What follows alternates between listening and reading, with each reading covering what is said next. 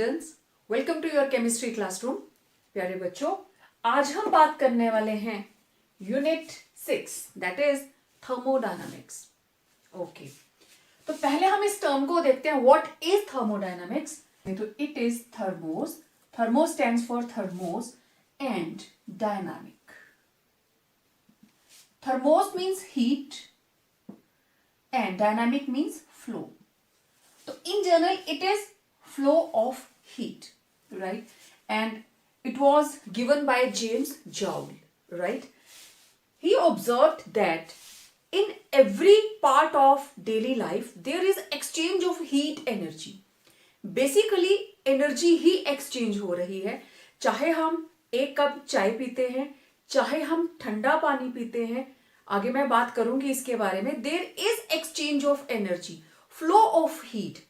चाय का कप गर्म है, थोड़ी देर के बाद वो ठंडा हो जाता है।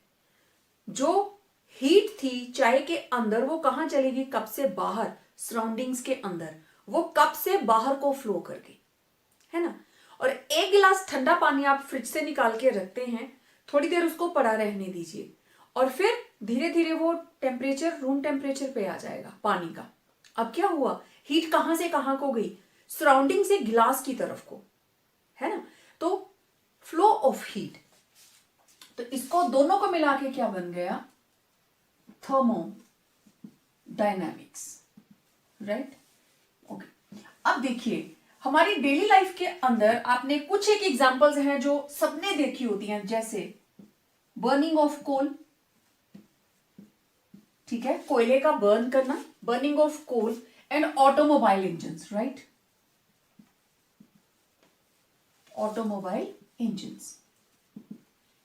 अब देखो ऑटोमोबाइल इंजन के अंदर क्या यूज होता है? फ्यूल, पेट्रोल और डीजल।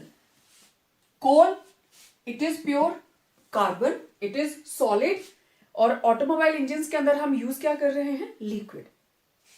मतलब ये है, जब हम कार्बन को ऑक्सीजन देते हैं ये बना लेता है कार्बन डाइऑक्साइड, ठीक।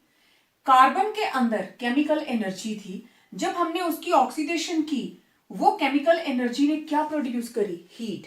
जब भी कोयला जलता है, लकड़ी जलती है, एलपीजी बर्न करती है, कोई भी फ्यूल बर्न करता है, तो उसकी केमिकल एनर्जी किस में कन्वर्ट हो जाती है? हीट के अंदर। और उस हीट को हम यूज करते हैं। हम कोल बर्न क्यों करते हैं? खाना बनाने के लिए। फिर जो थर्मल पावर प्लांट्स है वहां पे कोल क्यों बर्न करते हैं? कोल से जो हीट निकलेगी उससे बहुत बड़े बड़े बॉयलर्स होते हैं, उसमें वाटर बॉयल किया जाता है, उससे स्टीम बनती है और उस स्टीम से टरबाइन घुमाते हैं जिससे बिजली पैदा होती है, ठीक है। थर्मल पावर प्लांट्स के अंदर इस तरीके से कोल को हम यूज करते हैं। Means ultimately we are using heat. और वो हीट कहां से आई? जो कार्बन के मॉलिक्यूल्स के अंदर केमिकल एनर्जी एंट्रैप्ड थी, that was converted into heat. उसी तरीके से हमने तो पेट्रोल पंप से डीजल डलवाया या पेट्रोल डलवाया गाड़ी के इंजन के अंदर, तो अब क्या हुआ? जब इंजन के अंदर जो भी इंटरनल कंबस्शन इंजन उसमें फिट है, फ्यूल उसमें जाएगा, कंप्रेशन होगी, उसके वेपर्स बनेंगे, it will start burning. It will start burning. गाड़ी गर्म हो जाती है ना, बर्न करती है, हीट ही तो निकली। और अगर आपने वैसे पेट्रोल रखा हो, it gives cooling effect, cooling cooling रहती है, ठीक है। लेकिन जैसे ही उसको इग्निशन मिली, उसने भी हीट देनी शुरू कर दी, और उस हीट से हम क्या कर रहे हैं? हम मैकेनिकल वर्क कर रहे हैं। इंजन चल रहा है गाड़ी का, टायर्स घूम रहे हैं, फिर आपकी गाड़ी के अंदर लगे हुए जितने भी डिवाइसेस हैं, इलेक्ट्रॉनिक डिवाइसेस, मतलब इलेक्ट्रॉनिक एनर्जी भी बना रहे हैं, इलेक्ट्रिकल एनर्जी भी बन रही है। तो ultimately chemical energy it is converted into mechanical energy और it is converted to thermal energy. उल्टा भी कर सकते हैं, थर्मल एनर्जी से हम केमिकल एनर्जी बना सकते हैं, थर्मल एनर्जी से मैकेनिकल एनर्जी बन सकती है, और मैकेनिकल से केमिकल एनर्जी बन सकती है, ठीक है। हीट से भी तो आप कोई ना कोई मशीन चला सकते हो। You can use a temperature for the running of machine. Turbine जो घूमती है, ऐसे हीट की वजह से हमने टरबाइन को घुमा दिया, ठीक है। जो हमारे पास मैकेनिकल एनर्जी है, आप किसी मशीन के अंदर केमिकल यूज करते हो तो उसको भी अल्टीमेटली आप केमिकल एनर्जी के अंदर कन्वर्ट कर रहे हो, ठीक है। हम ड्राई सेल यूज करते हैं, उसमें क्या है, ग्रेफाइट की रॉड है, मैंगनीज डाइऑक्साइड है, अमोनियम क्लोराइड है, केमिकल्स है ना, और वो केमिकल्स आपस में रिएक्ट करते हैं, उनकी केमिकल एनर्जी किस में कन्वर्ट हो जाती है, इलेक्ट्रिकल एनर्जी के अंदर। ठीक है, तो इस तरीके से डेली लाइफ के अंदर we can't get rid of thermodynamics. आपकी लाइफ के हर पार्ट के अंदर आप इसको यूज करते हैं। जब भी आप एक चीज को नोटिस करें कि आप एनर्जी की एक फॉर्म को दूसरी में कन्वर्ट कर रहे हो, यू आर अप्लाइंग थर्मोडायनामिक्स। चाय के कप से लेके ठंडा पानी तक आप थर्मोडायनामिक्स के वेरियस लॉज को अप्लाई कर रहे हो। ठीक है, तो देखिए थर्मोडायनामिक्स, इसके टोटल 3 लॉज हैं। It is based upon 3 laws. जैसे हम न्यूटन के 3 लॉज पढ़ते हैं, उसी तरीके से थर्मोडायनामिक्स के भी 3 लॉज हैं। वन बाय वन मैं इनको डिस्कस करूंगी आपके साथ जैसे जैसे इनकी टर्न आती जाएगी। और सबसे important, thermodynamics, it is the branch of chemistry which deals with the study of different forms of energy and their interconversion. It is called thermodynamics. जैसे मैंने अभी बताया था, मैकेनिकल, केमिकल और थर्मल, ये सारी एनर्जीज आपस में इंटरकन्वर्टिबल है। ठीक है, तो उनका इंटरकन्वर्शन एक से दूसरे में, दूसरे का पहले में, एक का तीसरे में, तो इट इज कॉल्ड थर्मोडायनामिक्स। और एक चीज, ये जो थर्मोडायनामिक्स है, it is the study of macroscopic particles. मतलब आप ये नहीं कह सकते कि जो चीजें माइक्रोस्कोप के नीचे नजर आती हैं, छोटी सी क्वांटिटी, हम उसको थर्मोडायनामिक्स के अंदर स्टडी कर लेंगे। हीट को एक्सचेंज होने के लिए उसकी जो भी ऑब्जर्वेबल प्रॉपर्टीज हैं, जो केमिकल रिएक्शन हम स्टडी करने वाले हैं, दिखनी भी तो चाहिए, मेजरमेंट भी तो होनी चाहिए। तो ये मैक्रोस्कोपिक ब्रांच है, ये माइक्रो के ऊपर काम नहीं करेगी। इट डील्स विद, मैक्रोस्कोपिक का मतलब है बल्क बिहेवियर, ज्यादा quantity, bulk behaviour. It will deal with bulk, right. तो ये जस्ट जरा सी इंट्रोडक्शन थी, व्हाट इज थर्मोडायनामिक्स। इस पूरे चैप्टर के अंदर हम इन्हीं चीजों के बारे में बात करने वाले हैं, किस तरीके से एनर्जी की एक फॉर्म दूसरी फॉर्म में कन्वर्ट होती है। तो सबसे पहले I will take up basic concepts. Basic concepts के अंदर थोड़ी सी हमारे पास डेफिनेशंस हैं, लेट्स सी दैट। सबसे पहली चीज, what is system. Okay, system क्या है।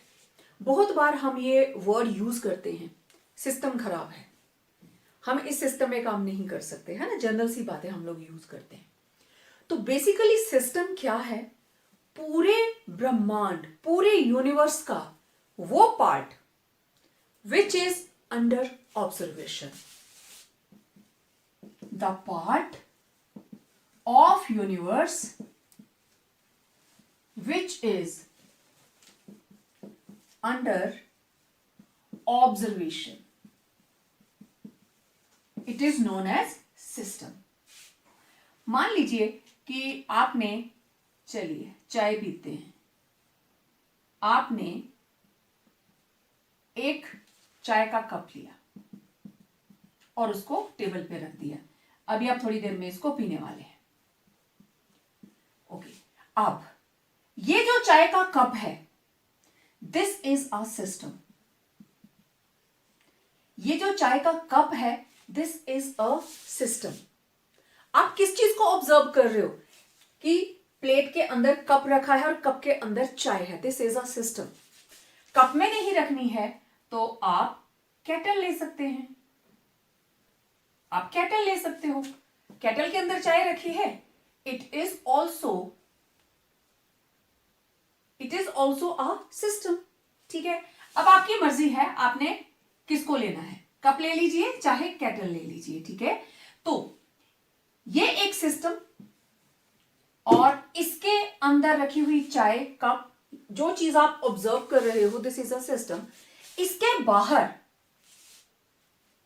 अगर आप किचन में है तो आपका किचन, किचन के बाहर आपका घर, घर के बाहर आपका टाउन, टाउन के बाद आपका डिस्ट्रिक्ट हो सकता है, स्टेट हो सकती है, आपकी कंट्री हो सकती है, ultimately the whole universe. The part of universe which is not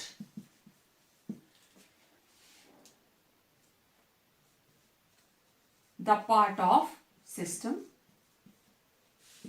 is called universe, is called surroundings. इसको हम कहेंगे surroundings. क्लियर बात? सिस्टम जिसको आप ऑब्जर्व कर रहे हो, और सराउंडिंग्स उसके अलावा सब कुछ, पूरे ब्रह्मांड में जो कुछ भी है, दैट ऑल इज सराउंडिंग्स. एक सिंपल सा एग्जांपल लेते हैं. एक सिस्टम कंसीडर करते हैं, late it be a classroom. Okay, classroom है, क्लास में बोर्ड है, क्लास में टीचर है, राइट, देन क्लास में स्टूडेंट्स हैं, ठीक है, और प्रोसेस क्या चल रहा है यहाँ पे? टीचिंग लर्निंग प्रोसेस चल रहा है क्लासरूम के अंदर. तो उस रूम के अंदर दैट इज अ सिस्टम. वहां एक सिस्टम काम कर रहा है, एक टीचर है जो टीचिंग कर रहा है, एक स्टूडेंट है जिसको लर्निंग हो रही है, और दे आर इंटरैक्टिंग. अब उनकी क्लास के बाहर ग्राउंड है, क्लास के लेफ्ट राइट और क्लासरूम्स हैं, बाकी सब कुछ उनके जो क्लासरूम का डोर है उसके बाहर पूरा स्कूल, दैट इज सराउंडिंग. पूरा आपका टाउन सराउंडिंग, पूरा आपका district, that is surrounding. Means उस क्लासरूम के बाहर जो कुछ भी है दैट इज सराउंडिंग्स. अब जरूरी नहीं है कि सिस्टम चाय के कप जितना बड़ा होना चाहिए या क्लासरूम जितना बड़ा होना चाहिए. अगर आप अपनी रिस्ट वॉच में टाइम देख रहे हो, if you are noticing time in your wrist watch, means you are observing your watch. तो your watch is a system. ठीक है, your watch is a system. और उसके अलावा everything that will act as surrounding. Okay, तो दोनों को अगर मैं मिला देती हूं, सिस्टम प्लस सराउंडिंग्स, तो ये क्या बन जाएगा? Universe. System plus surroundings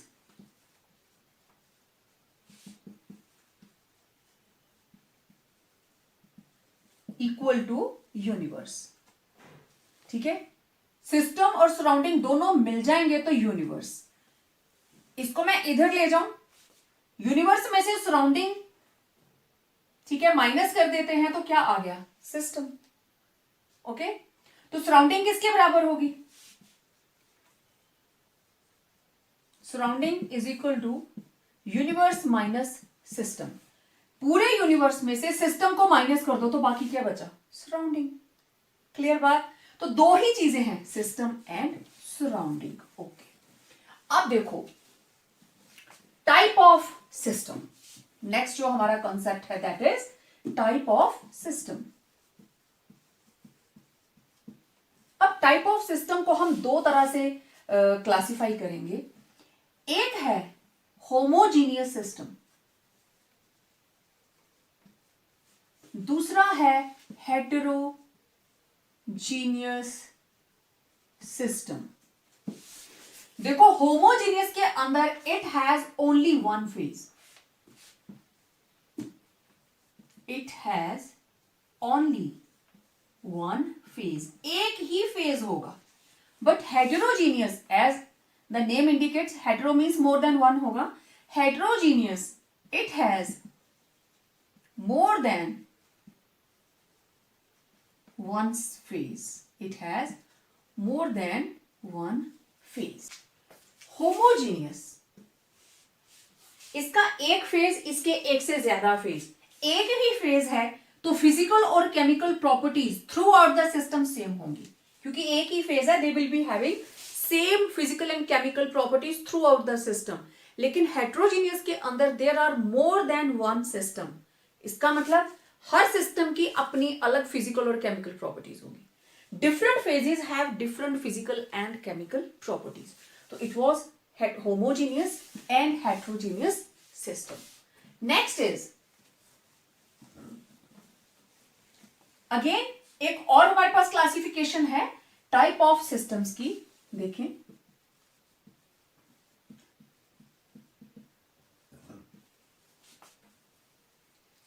this is open system, closed system and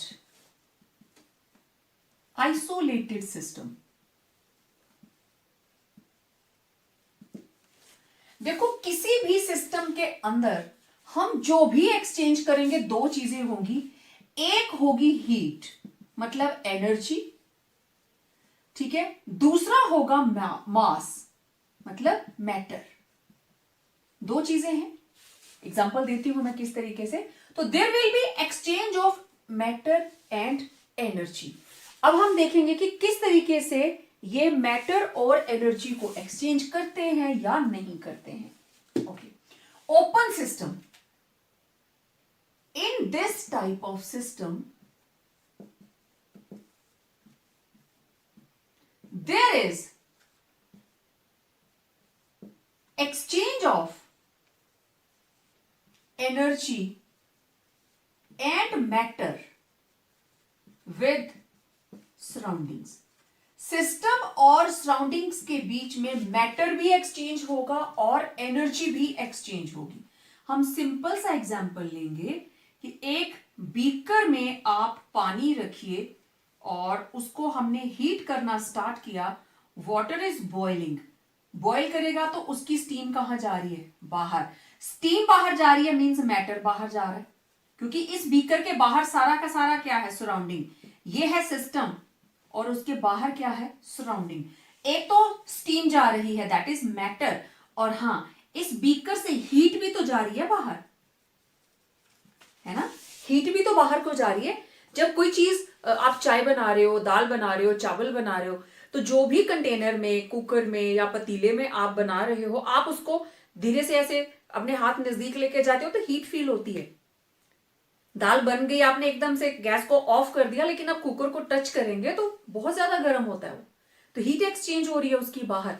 फिर थोड़ी देर हम पड़ा रहने देते हैं, धीरे धीरे करके सारी की सारी हीट सराउंडिंग में ट्रांसफर हो जाती है और कुकर के अंदर रखी हुई दाल सब्जी ठंडी हो जाती है। तो इस तरीके से अगर ओपन कंटेनर है, कंटेनर के ऊपर ढक्कन नहीं है, तो it is an example of open system. ठीक है, ओपन सिस्टम के अंदर अब आप चाय का कप रख लीजिए, हीट तो जा ही रही है, उसकी स्टीम भी तो जा रही है, स्टीम भी तो दिखती है आपको बाहर जाती हुई, तो that is open system. Okay, अब क्लोज सिस्टम के अंदर क्या होता है, there is exchange of energy only and no exchange of matter, matter मतलब mass, take place between system and surrounding। Okay, अब क्या किया, ये जो कंटेनर हमने रखा था ना पानी को बॉईल करने के लिए, अब बाकी सारा सिस्टम वही है, लेकिन हमने इसके ऊपर एक ढक्कन लगा दिया, लिड रख दी, और वो लिड उठेगी नहीं। हम उतना सा गर्म कर रहे हैं कि बॉइलिंग ना हो, जो कुछ भी है वेपर बनेंगे, इसके साथ चिपक जाएंगे, फिर ठंडे होके वापस गिर जाएंगे, ये प्रोसीजर चलता रहेगा। तो यहां से सिर्फ हीट एक्सचेंज हो रही है, दिस इज सिस्टम, और ये बाहर क्या है, सराउंडिंग्स। तो क्लोज सिस्टम, हमने पतीले को ढक दिया, बीकर को ढक दिया, क्लोज्ड कंटेनर में करेंगे तो it will be a closed system. Isolated, there is neither exchange of matter nor energy between system and surroundings। अब हमने क्या किया, अब हमने इस कंटेनर को बिल्कुल ही आइसोलेट कर दिया, मींस इसकी जरा सी भी हीट बाहर नहीं जाएगी। हमने इसको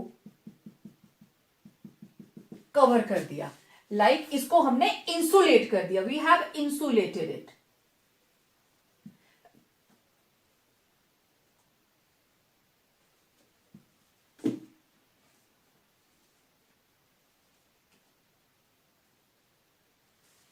थर्मस सबके घर में है, आप उसमें गर्म पानी रखिए, चाय रखिए, कॉफी रखिए, जब तक ढक्कन बंद है वो गर्म ही रहेगी। ना तो उसका मैटर एक्सचेंज होगा, ना तो उसके वेपर सराउंडिंग में जाएंगे, ना उसकी इंसुलेशन को क्रॉस करके हीट बाहर जाएगी। आइसोलेटेड, जिसका किसी के साथ कोई लेना देना नहीं है, ना उसको एनर्जी एक्सचेंज करनी है, ना उसको मैटर एक्सचेंज करना है। तो ये थे 3 तरह के systems, open, closed end isolated. अब हम बात करेंगे मैक्रोस्कोपिक प्रॉपर्टीज के बारे में।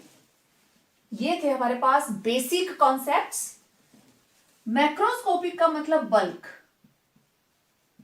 मैक्रोस्कोपिक प्रॉपर्टीज,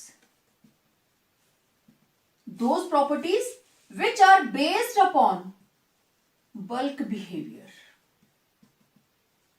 quantity पे, ठीक है, based upon bulk behavior। और ये है बेसिकली 2 तरह की, बहुत इंटरेस्टिंग है ये। एक है एक्सटेंसिव, दूसरी है इंटेंसिव। पेपर में क्वेश्चन आता है what are extensive and intensive properties. Whenever you are getting a question for differentiation, जब भी आप डिफरेंशिएट कर सकते हो, always do in columns, left and right. आमने सामने लिखिए, लंबी कहानी मत लिखिए, क्योंकि नाप कर कोई नंबर नहीं देता है, ठीक है। तो इसको इस तरीके से आप लिखेंगे। अब एक्सटेंसिव एंड इंटेंसिव, ये वो प्रॉपर्टीज हैं, the properties which depend upon amount, मतलब क्वांटिटी ऑफ सब्सटेंस। जो भी हमारे पास क्वांटिटी है, वो प्रॉपर्टीज जो क्वांटिटी पे डिपेंड करेंगी, that is called extensive properties. और जो हमारे पास इस पे डिपेंड नहीं करेंगी, the properties which are independent of amount और क्वांटिटी ऑफ सब्सटेंस, उन्हें हम क्या कहेंगे, इंटेंसिव प्रॉपर्टीज। अच्छा, अब आप एग्जाम्पल देखेंगे तो आप एकदम से समझ जाएंगे, ठीक है। मास, देखो, अगर आपने 1 किलो चीनी अपने हाथ में उठाई है लिफाफे में, उसका मास है 1 kg, आपने उसके जैसे 10 लिफाफे उठाए तो भारी लगेंगे। तो mass is an extensive property, it depends upon quantity. 1 kilo का भार आप उठा सकते हो आसानी से, 10 किलो को ज्यादा जोर लगेगा, 20 किलो को और ज्यादा लगेगा, आप एक हाथ से उठाने में सक्षम नहीं होंगे, ठीक है। तो mass, it is an extensive property. इसके अलावा हमारे पास है एंथैल्पी। अब एंथैल्पी के बारे में मैं आगे बात करूंगी।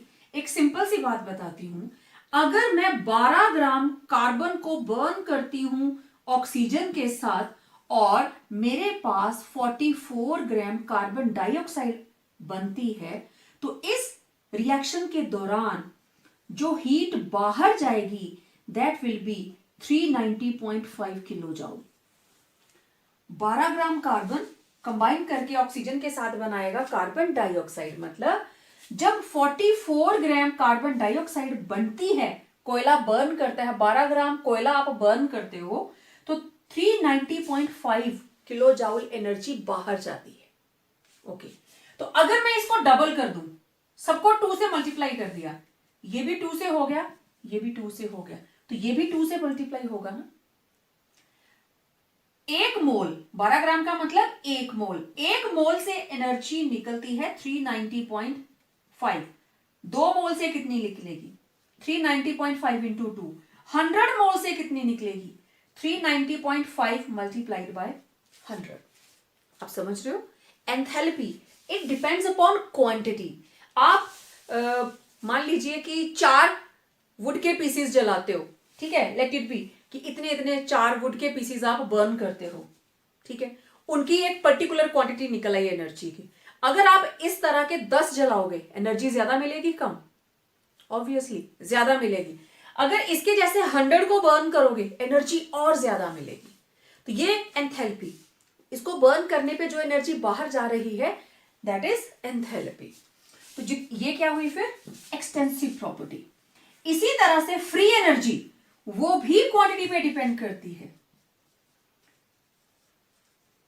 Free energy, it also depends upon quantity. Then heat capacity, ये भी क्वांटिटी के ऊपर डिपेंड करती है।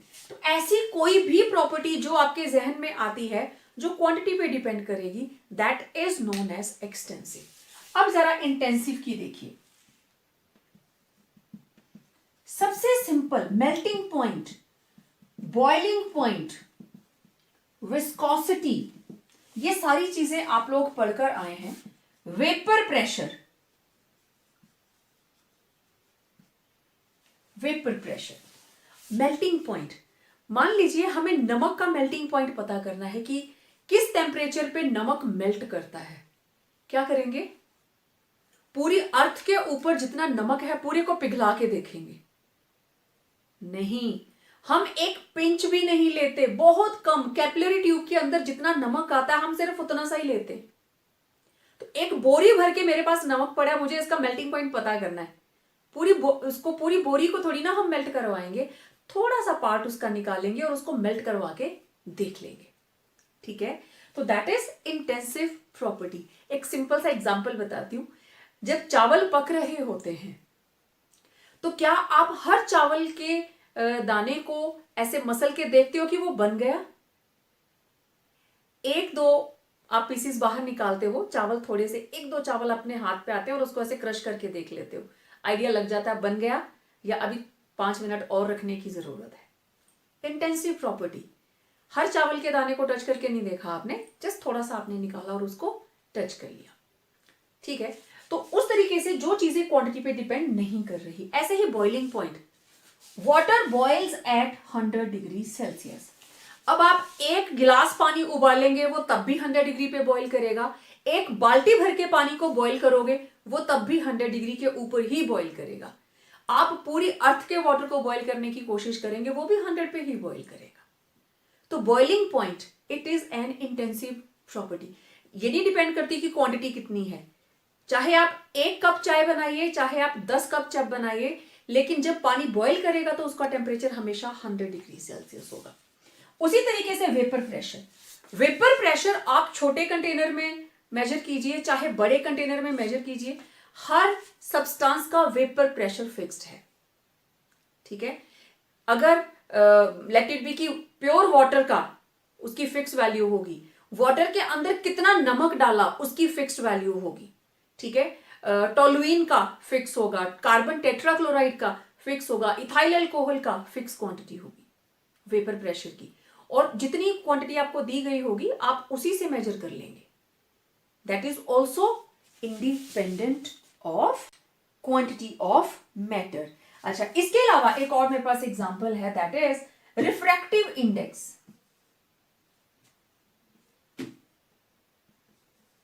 रिफ्रैक्टिव इंडेक्स, अब रिफ्रैक्टिव इंडेक्स किसका होता है? कांच या कांच जैसी चीजों का। तो अब क्या करेंगे हम? जितना पूरी दुनिया के अंदर कांच है सभी का टेस्ट करेंगे क्या? नो। जो भी आपके पास पीस होगा, अगर वो प्योर ग्लास है उसका अलग होगा, अगर उस ग्लास के अंदर लेंथेनॉइड्स या एक्टेनॉइड्स मिक्स किए, हमने कलर उसको प्रोवाइड किया है, उसकी वैल्यू अलग से होगी। तो आप छोटे से पार्ट से भी रिफ्रैक्टिव इंडेक्स निकाल सकते हैं। विस्कोसिटी, वाटर की विस्कोसिटी, ऑयल की विस्कोसिटी, हनी की विस्कोसिटी, इसको निकालने के लिए बड़ी ज्यादा क्वांटिटी की जरूरत नहीं होती। जो कम क्वांटिटी की विस्कोसिटी की वैल्यू आएगी वही पूरी की पूरी क्वांटिटी की होगी। तो इस तरीके से आई होप आप समझ गए होंगे what are intensive properties and what are extensive properties.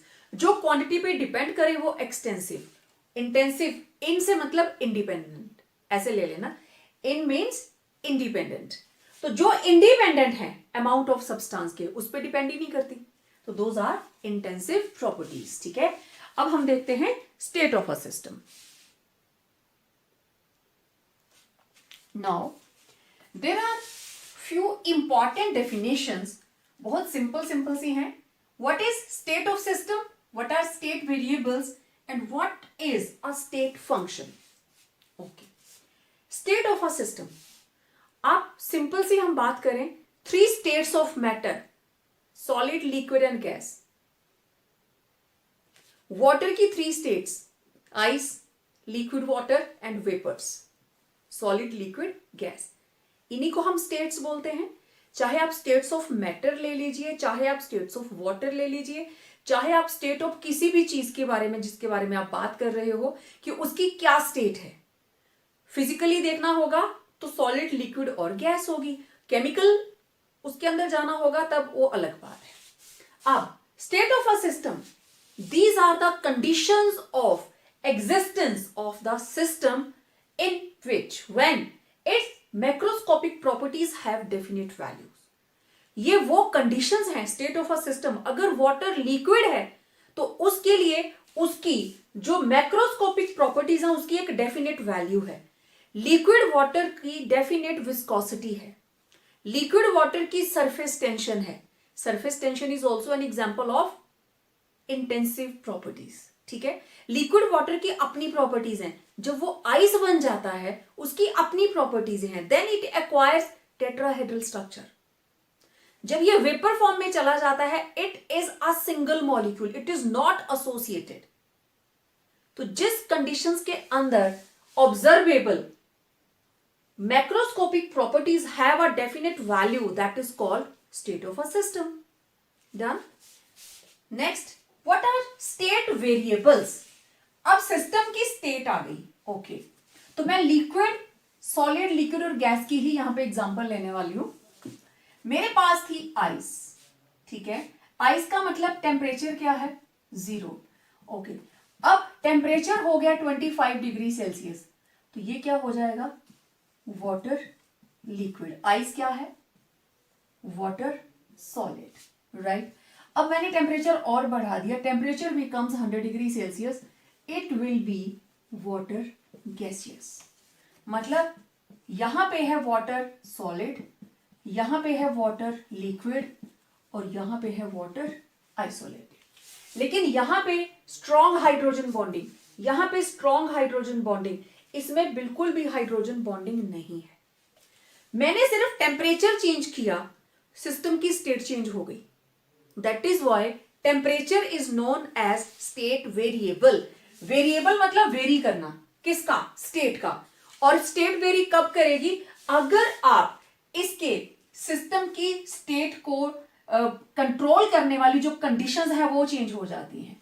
The measurable properties required to describe the state of a system are called state variables. जैसे pressure, volume, temperature, composition etcetera. तो अगर एक system change होगा, एक भी इसका जो हमारे पास वेरिएबल है वो चेंज होगा, तो वो पूरी की पूरी स्टेट को चेंज कर देगा. ठीक है, इसलिए इनको क्या बोलते हैं, स्टेट वेरिएबल्स. इनके वेरी होने से स्टेट चेंज हो जाती है. Right. What is state function. State function, यहां आइस थी, यहां वाटर लिक्विड, तो मेरे पास सिर्फ 2 चीजें हैं, इनिशियल, फाइनल. आइस से लिक्विड वाटर बनने तक क्या क्या हुआ, मॉलिक्यूल किधर को गया, कितनी एनर्जी लगी, क्या हुआ क्या नहीं हुआ, I am damn concern with that. मुझे सिर्फ इनिशियल और फाइनल स्टेट देखनी है. तो that is called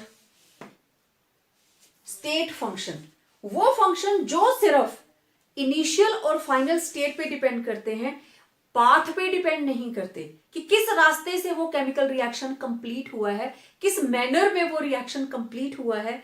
it is least concern with that. It depends only upon initial and final state. अगर हम किसी केमिकल रिएक्शन की बात करें, उसके अंदर स्टेट फंक्शन का क्या मतलब होगा. हमने एक कंटेनर के अंदर रिएक्टेंट्स ले लिए, ये है रिएक्टेंट ए, और ऊपर से इसमें डाल दिया let it be reactant B, और एक मैंने इसमें थर्मोमीटर लगा दिया. चेक करने के लिए कि टेम्परेचर में कितनी चेंज आएगी। क्लोज कर दिया, ओके। थोड़ी देर के बाद प्रोडक्ट बन गया और उस प्रोडक्ट का नाम है ए बी। तो इनिशियली क्या था, ए प्लस बी, एरो के दूसरी ओर क्या है, ए बी। इस एरो के एरिया में क्या हुआ, हमें उससे कुछ लेना देना नहीं है।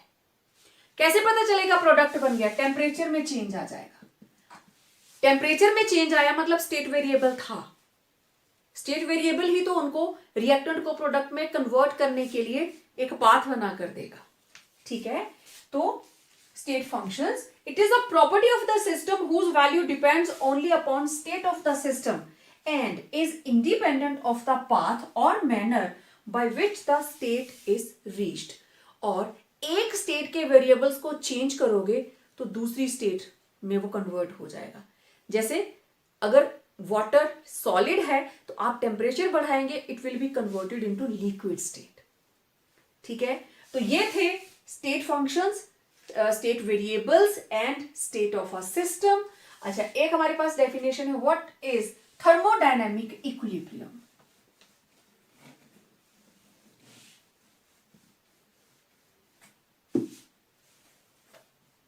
What is thermodynamic equilibrium. Equilibrium का आपको पता है, जब रेट ऑफ फॉरवर्ड रिएक्शन जो है it becomes rate of backward reactions, means a system is said to be in thermodynamic equilibrium। System को हम कहते हैं that it has attained thermodynamic equilibrium कब, if its macroscopic properties, कितनी सारी पढ़ ली, ये सारी की सारी मैक्रोस्कोपिक प्रॉपर्टीज हैं। if its macroscopic properties do not change with time। आप जितना भी चाहे इंतजार कर लें कि केमिकल रिएक्शन किस तरीके से होगा, there will be no change in macroscopic properties. और मैक्रोस्कोपिक प्रॉपर्टीज के अंदर क्या क्या आ जाएगा हमारे पास, macroscopic properties, pressure, volume, temperature etcetera, इनके अंदर कोई भी चेंज नहीं आ रही है, means a system is having thermodynamic equilibrium. अब ना तो टेम्परेचर चेंज हो रहा है, ना प्रेशर चेंज हो रहा है, ना कॉम्पोजिशन चेंज हो रही है, नथिंग इज हैपनिंग देयर। तो उस सिस्टम को हम बोलते हैं that is in thermodynamic equilibrium. अब मैं बात करने वाली हूं various types of processes and these are damn sure in paper, आते ही आते हैं, बहुत इंपॉर्टेंट है ये। चलिए अब बात करते हैं हम different types of thermodynamic processes के बारे में, ठीक है। सबसे पहले आइसोथर्मल। आइसो का मतलब सेम, थर्मल का मतलब टेम्परेचर या हीट, ठीक है, टेम्परेचर और हीट, ओके। सेम टेम्परेचर रहना चाहिए, डेफिनेशन बन गई, a process in which temperature of the system remains constant, ठीक है। लेकिन इसके लिए एक चीज देखिए, मान लीजिए कि आपने पानी को बॉईल करना स्टार्ट किया, ओके। अगर आप उसको फुल फ्लेम पे रखोगे, पानी बॉईल करता जाएगा, इवेपोरेशन होती जाएगी, टेम्परेचर में चेंज आता रहेगा, ठीक है। अब आप ये चाहते हो कि टेम्परेचर जो है वाटर का it should remain somewhere 80 degrees, तो आप उसको फुल फ्लेम पे नहीं रखोगे, आप टेम्परेचर को कम कर दोगे, you will control the temperature, okay. अब गैस बंद हो गई, गैस खत्म हो गई, लेकिन पानी का टेम्परेचर 80 रहना चाहिए, फिर क्या करेंगे, आप फिर से उसको हीट करना शुरू कर देंगे। टेम्परेचर डाउन आ गया, फिर से आपने गैस को ऑन किया और टेम्परेचर को बढ़ाना शुरू कर दिया। कहां तक, आपको टेम्परेचर कांस्टेंट रखना है 80 डिग्री पे। अगर वो 100 पे चला जाता है, आप गैस बंद कर देंगे सो दैट वो फिर से 80 पे आ जाए। 80 से नीचे चला गया, आप गैस को फिर से ऑन कर देंगे सो दैट वो फिर से टेम्परेचर को मेंटेन हो जाए, 80 तक वो वापस पहुंच जाए। ठीक है, तो मतलब सिचुएशन के हिसाब से आपको टेम्परेचर सिस्टम को प्रोवाइड भी करवाना पड़ सकता है और सिस्टम से बाहर भी निकालना पड़ सकता है। मींस अगर इस रिएक्शन के अंदर, अब ये हो गया, in such systems heat is either supply to the system और रिमूव्ड फ्रॉम द सिस्टम। आपको टेम्परेचर को मेंटेन करना है, कोई केमिकल रिएक्शन है जिसमें आपको बनाना है A+B टू AB, ठीक, और आपको टेम्परेचर मेंटेन करना है, लेट इट बी 310 केल्विन। अब मान लो जैसे ही केमिकल रिएक्शन हुई, टेम्परेचर तो हो गया 340, 30 डिग्री एक्स्ट्रा हो गया, तो उस हीट को बाहर निकाल दीजिए, माइनस कर दीजिए 30 और फिर से क्या हो जाएगा 310। मान लो टेम्परेचर लो हो गया, टेम्परेचर कितना रहना चाहिए 310, लेकिन कितना रह गया 290। फिर क्या करोगे आप, इसमें 20 हीट ऐड करोगे सो दैट ये वापस कितना हो जाए 310। This is the meaning of isothermal. According to situation, अगर वो एंडोथर्मिक रिएक्शन है, हीट कंज्यूमिंग है, तो उसका टेम्परेचर डाउन चला जाएगा, ठीक है, टेम्परेचर डाउन चला जाएगा। आपको पता है जिस कुछ रिएक्शंस होती हैं जो हीट एब्जॉर्ब करती हैं, कुछ एक्सोथर्मिक होती हैं जिसमें से हीट बाहर निकलती है, ठीक है। तो अगर एंडोथर्मिक है, it will require heat, temperature down चला गया, then you have to supply heat. If it is an exothermic reaction, heat ultimately बाहर आ रही होगी, ऑटोमेटिकली आ रही होगी, तो अंदर का टेम्परेचर बढ़ गया तो आपको हीट को रिलीज करना है। इस तरीके से कौन सा सिस्टम हुआ, isothermal. You have to maintain the temperature constant. अब आप चाहे उसको हीट सप्लाई करें या उसमें से हीट को बाहर जाने दें। तो ये था आइसोथर्मल। डेफिनेशंस आप लोगों ने साथ साथ नोट करनी है, तभी मैं बोर्ड के ऊपर इनको नोट डाउन कर रही हूं। Adiabatic, okay, this is very interesting. पहले वाले सिस्टम के अंदर टेम्परेचर कांस्टेंट था, इसके अंदर टेम्परेचर कांस्टेंट की कोई कंडीशन नहीं। हमने किया क्या, हमने एक कंटेनर लिया, उसमें A+B किया और फिर हमने उसको बंद कर दिया और प्रोडक्ट बनने दिया। अब यहां से ना तो बाहर से इसमें हीट आएगी, ना अंदर से हीट बाहर जाएगी, ठीक है। नो हीट एंटर्स और लीव द सिस्टम। तो अगर इसके अंदर एक्सोथर्मिक रिएक्शन हुई तो टेम्परेचर इंक्रीज कर जाएगा, अगर इसमें एंडोथर्मिक रिएक्शन हुई तो टेम्परेचर डिक्रीज कर जाएगा। इंक्रीज होता है इंक्रीज हो, डिक्रीज होता है डिक्रीज हो, हमें कोई फर्क नहीं पड़ता। Such systems are known as adiabatic processes in which no heat enters और leave the system. A process in which the system does not exchange heat with the surroundings, that is no heat enters or leave the system. Thermos flask, ढक्कन बंद कर दिया, ना अंदर की heat बाहर जाएगी ना बाहर की हीट अंदर आएगी। और ऐसे सिस्टम के अंदर टेम्परेचर कभी भी कांस्टेंट नहीं होता, क्योंकि केमिकल रिएक्शन होगी, there will be exchange of energy, there will be release of energy और there will be absorption of energy. लेकिन वो एनर्जी ना तो अंदर से बाहर जा रही है ना बाहर से अंदर आ रही है। तो it in such cases the temperature always changes. In such system temperature always changes. Adiabatic clear? Okay, next is adiabatic के बाद आइसोबारिक। अब ये बहुत सिंपल सिंपल डेफिनेशन है। आइसो का मतलब सेम, बार का मतलब प्रेशर। बन गई definition. A system in which pressure of the system remains constant. Pressure of the system remains constant. That is isobaric. Core क्या होता है? Volume. Iso का मतलब same. तो definition is clear. A system in which the volume remains constant. That is called isochoric. Now there is cyclic process.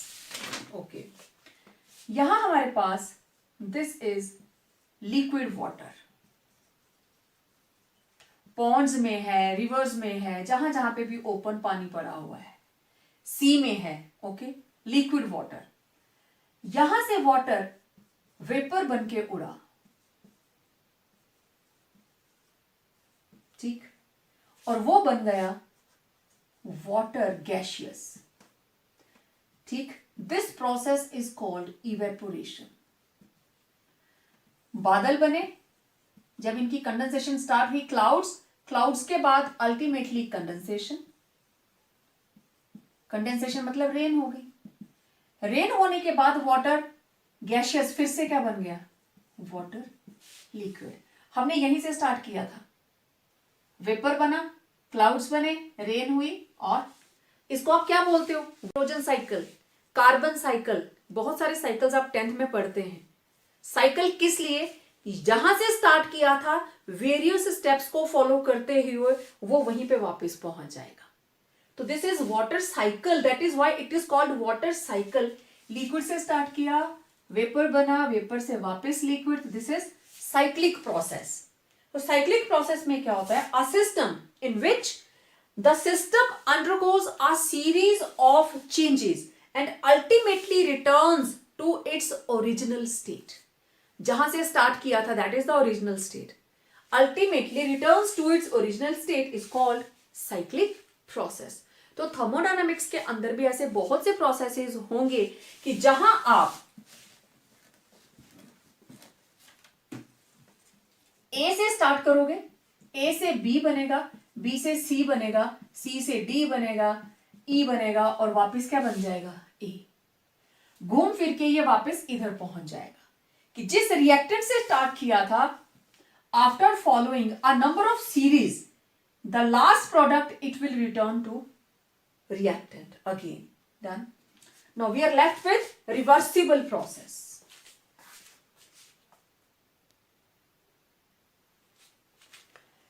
What is a reversible process?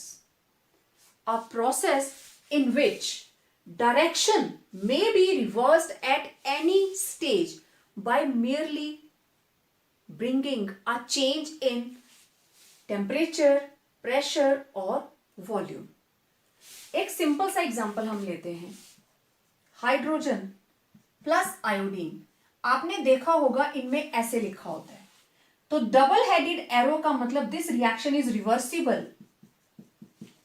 दो process हैं, एक H2 plus I2, ये आगे को जा रहा है, ये बना रहा है 2HI।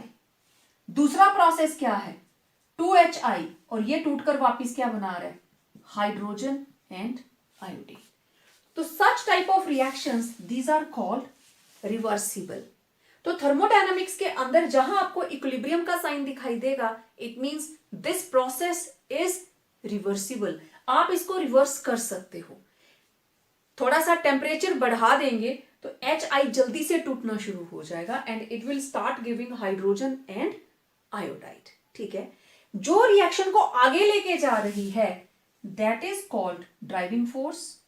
जो वापिस लेके आ रही है HI से वापिस इसको रिएक्टेंट को बना रही है दैट इज कॉल्ड अपोजिंग। तो इस केस में, रिवर्सिबल केस में, ये दोनों बराबर हैं। आप दोनों में से जिसका इंपैक्ट बढ़ा दोगे वही रिएक्शन फास्ट हो जाएगी। ठीक है, वही रिएक्शन फास्ट हो जाएगी। इस इक्विलिब्रियम के बारे में हम नेक्स्ट चैप्टर के अंदर डिटेल में बात करेंगे, वहां मैं आपको ज्यादा एक्सप्लेन करूंगी इसको। यहां सिर्फ आपको प्रोसेस देखना है, रिवर्सिबल प्रोसेस कौन, जिसको आप रिवर्स कर सको। ठीक है, अब irreversible process, a process which is not reversible. ठीक है, आपने मिल्क के अंदर थोड़ा सा नींबू निचोड़ दिया, उसको गर्म कर दिया और उसका बन गया चीज, पनीर बन गया। अब क्या करेंगे, वापस उसको मिल्क में कन्वर्ट कर सकते हो क्या, नहीं। तो इट वॉज इरिवर्सिबल चेंज। लेकिन हमारी बॉडी के एंजाइम्स, जब हम बीमार होते हैं हमें खाना अच्छे से डाइजेस्ट नहीं होता, तो डॉक्टर्स रेकमेंड करते हैं कि आपको लाइट डाइट लेनी है, क्योंकि बॉडी के डाइजेस्टिव एंजाइम्स वर्क नहीं कर रहे। लेकिन जब हमारा टेम्परेचर ठीक हो जाता है वापस वो एंजाइम्स अपना काम करना शुरू कर देते हैं। तो दैट प्रोसेस इज रिवर्सिबल। ठीक है, लेकिन इरिवर्सिबल मतलब परमानेंट चेंज। तो इरिवर्सिबल रिएक्शंस जो है वो हमेशा हम ऐसे सिंगल एरो से लिखते हैं, जैसे सोडियम हाइड्रोक्साइड प्लस HCl, और ये मिलके बना लेंगे NaCl प्लस H2O। अब आप कुछ भी कर लो, इन दोनों को वापस इसमें कन्वर्ट नहीं कर पाओगे। जब एक बार सोडियम क्लोराइड एंड वाटर बन गया, आप इसको बॉईल करते जाओ, गर्म करने पर सोडियम क्लोराइड अलग हो जाएगा और पानी सारे का सारा इवेपोरेट होके उड़ जाएगा। तो आप इस प्रोसेस को रिवर्स नहीं कर सकते, इसको कर सकते, ठीक है। तो these were types of processes, right. तो it was all about today's lecture. मिलते हैं एक नई वीडियो के साथ। Till then stay home, stay safe and revise this.